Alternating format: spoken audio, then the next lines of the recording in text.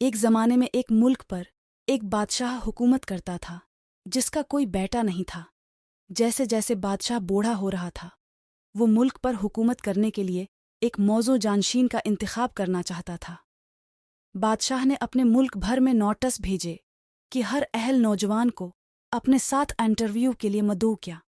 Interview کا نتیجہ تخت کے ممکنہ جانشین کا فیصلہ کرے گا۔ امیدوار کی واحد اہلیت یہ تھی کہ وہ اپنے ساتھی انسانوں سے بے پناہ محبت رکھتا ہو۔ دور دراز گاؤں کے ایک غریب نوجوان نے بھی نوٹس پڑھا اور بادشاہ کے انٹرویو کی تیاری کرنے لگا۔ یہ شخص نرم مزاج اور محنتی تھا، لیکن مختلف حالات کی وجہ سے بہت غریب تھا۔ اس آدمی کے پاس کوئی اچھا لباس نہیں تھا جو بادشاہ کے سامنے پیش ہو سکے، لہٰذا اس نے بہت محنت کی اور محل کے طویل سفر کے لیے مناسب کپڑے اور سامان خریدنے کے لیے کچھ رقم بچائی۔ انٹرویو کے لیے اپنا سامان اور مناسب لباس حاصل کرنے کے بعد نوجوان اپنی تلاش پر نکلا۔ اس نے کئی دن کا سفر کیا اور سفر تقریباً مکمل کر ہی چکا تھا کہ وہ سڑک کے کنارے ایک غریب فقیر پر آیا۔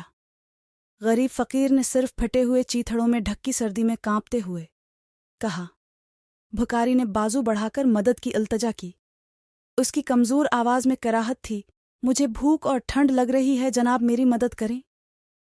نوجوان بھکاری کی قابل رحم حالت سے اتنا متاثر ہوا کہ اس نے فوراً اپنا نیا لباس اتار کر اسے پیش کر دیا۔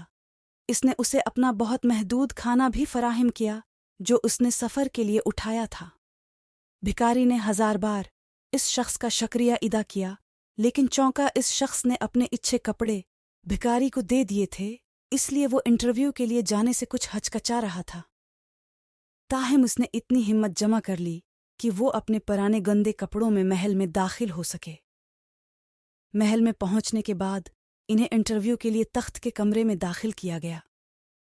جب اس نے آنکھیں اٹھائیں تو وہ حیرت سے ہانپ گیا، کیونکہ اس نے دیکھا کہ بادشاہ اس بھکاری سے بہت ملتا جلتا ہے جس سے وہ راستے میں ملا تھا۔ کہانی ہمیں سکھاتی ہے کہ احسان نہ صرف اہم ہے بلکہ اس کے اپنے انعامات بھی ہیں۔